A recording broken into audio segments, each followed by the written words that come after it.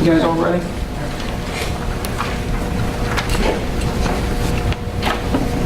Good afternoon. I'm Jack Stolzheimer, the District Attorney of Delaware County. I'm joined here from my right by Deputy District Attorney Jeff Payne, who is in charge of our cold case effort, by Trooper Trey, Eugene Trey from Pennsylvania State Police, Lieutenant Sunderland, who is the commander of the media barracks of the State Police, and by the Chief of Marple Township Police Department, Brandon Grave.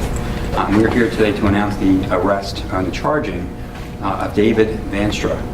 David Vanstra murdered in 1975 an 8-year-old girl named Gretchen Harrington.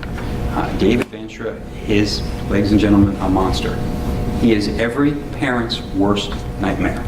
This is a man who is a remorseless child predator who acted as if he was a friend, a neighbor, and a man of God. And he killed this poor little girl. The story is in the criminal complaint, but let me just fill you in on how this all went down. In 1975, in August of 1975, Gretchen Harrington was an 8-year-old girl. She had been attending Bible camp at 2 different churches all during the course of that summer.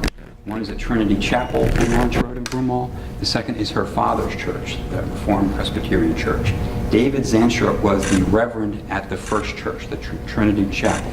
He is a family friend of the Harrington's family because Gretchen's father was the reverend at the second church. And the way Bible camp was running that summer is they would start first at Trinity Chapel Church at about 9:30 in the morning, and then they would move over, giving rides over to the second church, the Reformed Presbyterian Church, sometime around 10 o'clock in the morning. Gretchen Harrington on August 15th decided to go to Bible camp. Her family had just had a new baby. She usually walked to the first Trinity Chapel camp with her sisters, but this morning she didn't. They didn't go to camp with her because of the new baby at home. But her father and her family encouraged her because she had had perfect attendance at these Bible camps to go by herself. And that ended up being, as we can know, a fateful decision. This happened in a matter of minutes. This poor young girl who lived on Lawrence Road, 27 Lawrence Road in Broomall, started walking towards the Trinity Chapel. She was met in a car by David Vanstra, who she knew because he was the reverend at the Bible camp she was going to, and she is the father of one of her best friends. So when he offered her a ride in his car, of course she got in the car. According to David Vanstra's own statement that he gave to our friends at the state police, he got her in the car, drove her to a secured location, asked her to take off her clothes. She refused. He then ejaculated in front of her and beat her to death with his hands. He then disposed of her body, went back to the Trinity Chapel Church, and tried to act like nothing had happened. In fact, he worked with his wife when Mr. Harrington called to find out what happened to his daughter to report this to police. This man is evil. He killed this poor 8-year-old girl he knew and who trusted him, and then he acted as if he was a family friend, not only during her burial and the period after that, but for years. And he then moved on as a reverend, both to Texas and I believe in Georgia, where he has served in that capacity. Our team here at the State Police did an incredible job on this, and Lieutenant Sutherland, I can't thank you guys enough. They have a trooper who's not here today, Andy Martin, who works for Trooper Trey, who's been leading our cold case unit at the local state police, and he's been working hand in glove with Jeff Payne. They were able to develop new information. All of these cold cases, as I'm told, require some new information, a fresh set of eyes looking at the same information, and then somebody changing their story, somebody being re-interviewed, some test that didn't happen in the past. In this case, it was a cooperating witness whose identity we're going to keep confidential. She was able to provide information that she believed at the time, she's a friend of both Gretchen Harrington and the Vanstra children, that he was a potential monster. And from that, these troopers went down to Georgia, interviewed Mr. Vanstra, and he admitted to everything we have said here today. He murdered with his bare hands this poor young girl and then lied about it for 48 years. So I want to thank Pennsylvania State Police for this extraordinary work. I think this is a signal once again about how we never give up in law enforcement. Everybody in our community is important to us. When anybody is killed, it hurts all of us. We never rest. I can't thank them enough for the efforts that they put in here, and have been working with Jeff, whose efforts are also deeply appreciated. I'm going to call on Chief Grafe, who is the Chief of Police in Marple Township, to talk a little bit about what this case means and the closure of this case to that community. But before I do that, there are also statements from the Harrington family and from the Missing Exploited Children organization I think are very important for you and the media to also get across, if you would. The Harrington family is deeply, deeply grateful from the work of law enforcement to bring this to a close, but they obviously want to spend some time alone trying to process this all. So, Chief Grafe. Thank you, Jack. Thank you, Mr. District Attorney, and thank you, Lieutenant Sunderland, troopers that handled this case. Since 1975, this has really transformed our community in Marple. If you read the book recently released about Gretchen's disappearance and death, you can see on a grassroots level how it transformed this community. It was August 1975, it was, Anytown, USA. Post that day, changed everything for the kids, for the parents, for the families, for everybody, because nobody could do anything anymore in the innocence that they used to do it before this happened. It's a sad day for sure, because I'm sad for our community, in the sense that this even happened to begin with. We can't prevent evil all the time, but we can certainly hold it to account, and this proves, after 48 years, it happens. Law enforcement does that. I'm sad for Gretchen, I'm sad for her family, for a life unfulfilled, deprived of that because of pure evil and depravity. But I'm also humbled and very grateful for the men standing up here, as well as the men and the women who investigated this since 1975. We had, at least on 4 occasions in Marple Township Police Department, that we had investigators looking into this case and trying to get a resolution to it. It hurts that 2 of the main officers, Lieutenant Dick Mankin and Detective Charlie Lindy, didn't live to see this day. Nor did Mr. Harrington, for that matter, which is tragic in and of itself. But from that day forward, the search for Gretchen was truly a community effort. There were volunteers, we had to beat back, from what I understand, to help in the search for her. It was a little primitive in 1975, but I do know, talking to some people who were alive at that time, that it's stark in their minds of the state police helicopter that was flying overhead, and people wondering what's going on. And then when they found out what happened, life changed. And it's sad, but it's reality. We all move on collectively, individually, but we continue to pray. If you're a praying person, I would say you can certainly pray for Gretchen.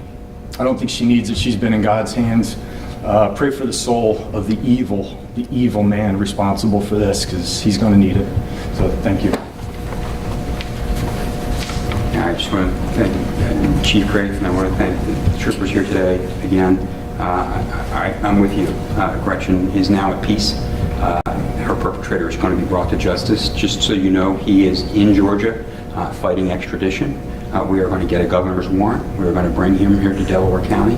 We're going to try him. We're going to convict him, and he's going to die in jail. And then he's going to have to find out what the God he professes to believe in holds for those who are this evil to our children. Any other questions? The Harrington family, you said Mr. Harrington, her father has passed on. Is there any other family left? Are they in the area? Did they move out of the area? Her mom's still alive, and her 3 sisters, I believe, are still alive in Pennsylvania. And there's a statement from the family, so if you want to look at that, that'd be... Do you know what compelled that witness to come forward 48 years later? And a follow-up, what was the defendant's demeanor once he confessed? As the first question, I can't really talk about anything that's beyond the criminal complaint at this time. This is still an ongoing prosecution, so I can't answer your first question. Trooper Trey, do you feel like answering relief? He was relieved. I'm sorry. Trooper Trey, Eugene Trey. He was relieved, I would say. It was like a weight was lifted off his shoulders. It was extraordinary to see. It was just he was a different person. Even when he was told that he was going to be placed in arrest that day, he was okay with it. You know, he was just resigned to this is my fate, I guess. And I don't know if he's sorry for what he did, but like I said, he just was a weight off his shoulders for sure. Did he expect ever being arrested for this? I doubt it. Yeah. Can we talk about his access to children over the years in his ministry? Obviously, this presents as a possible praying field, you know, with his access. Do we have concerns that there are other families, maybe not as great as an impact, but...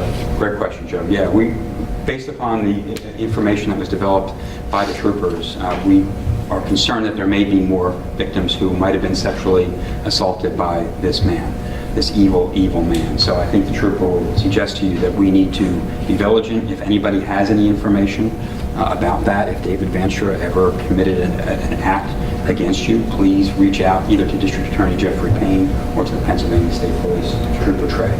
Was there any indication, like, what was his life like now? Is he just an old man living in the country in Georgia? I mean, was he involved in anything? Is he active in his community? Or? I don't think we want to get into too much of that at this point. Again, we've got an upcoming prosecution, and we have to first get the guy up here, so we're working to do that, but I appreciate the question.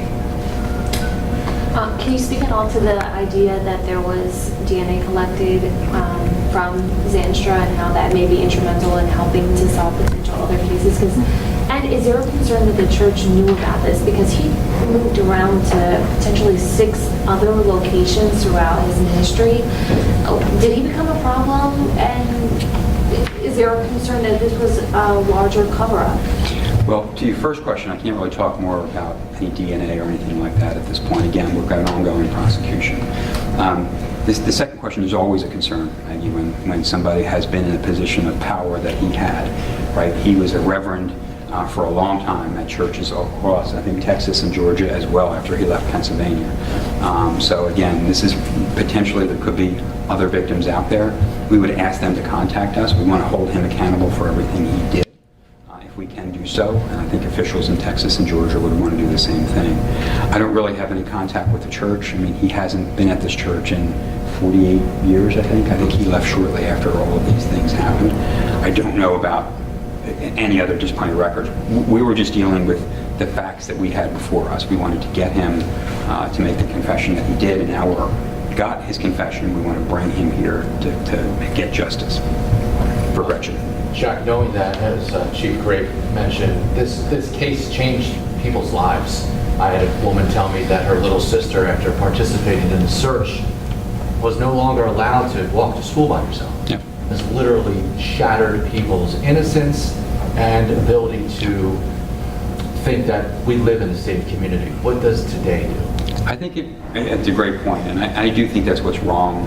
Part of what's wrong anymore is people are terrified. I have 2 17-year-old kids, and we were afraid. We live in Havertown. We were afraid to let them out of our eyesight when they were smaller children, in part because you just don't know. And part of that is the information. We have 24-hour news cycles now. We know about every bad thing that happens, it seems like, in the world at the matter of a moment. So some of that, we have to realize that most people in this world are good.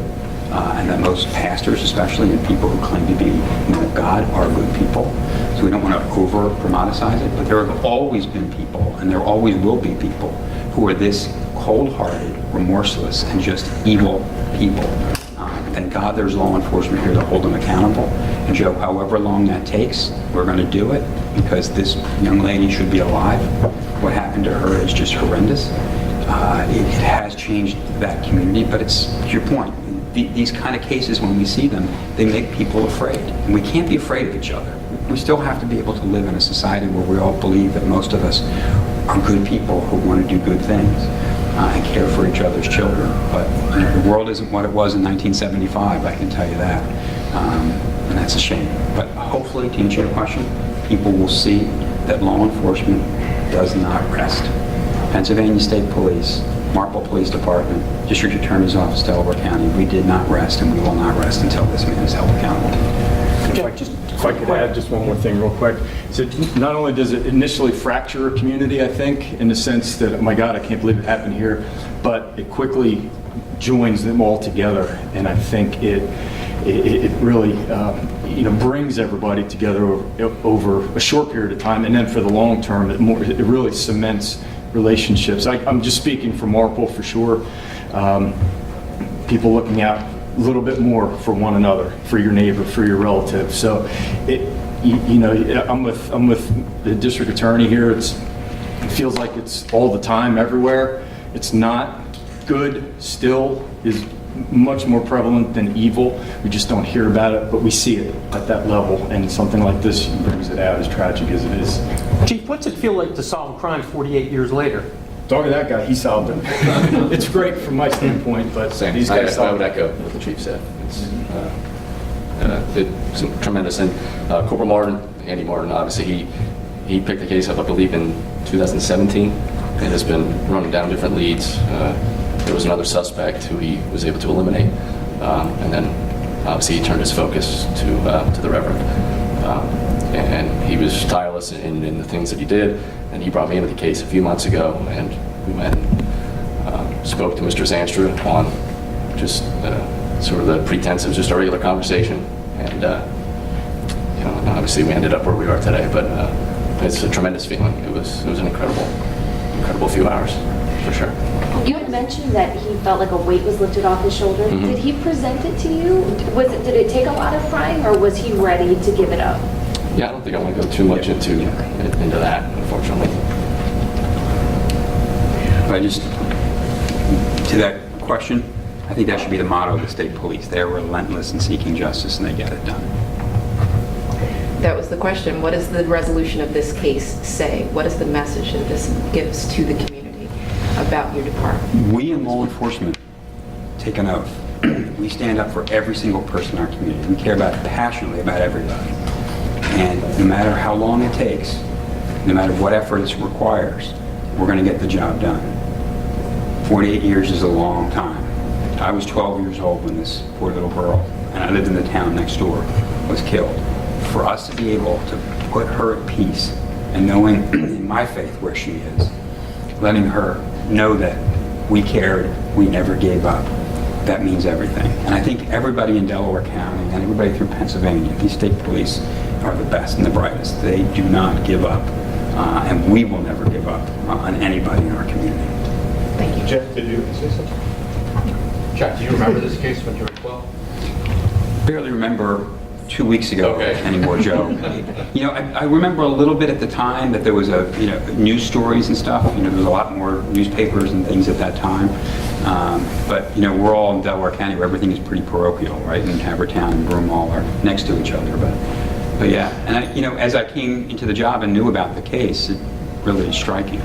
And to be able to have them solve it, this after all that time meant a lot. Was the Reverend the person in the investigation in the initial, when the crime initially occurred? I'm sorry, sir, who are you? Was obviously a bystander, Okay. friend of the family actually. Okay. I can't tell you about what happened in 1975 during the investigation. Thank you. No other questions? I'm going to let you guys get on to other news. Thank you. Thank you very much. Thanks. Good job. Appreciate it. Yeah.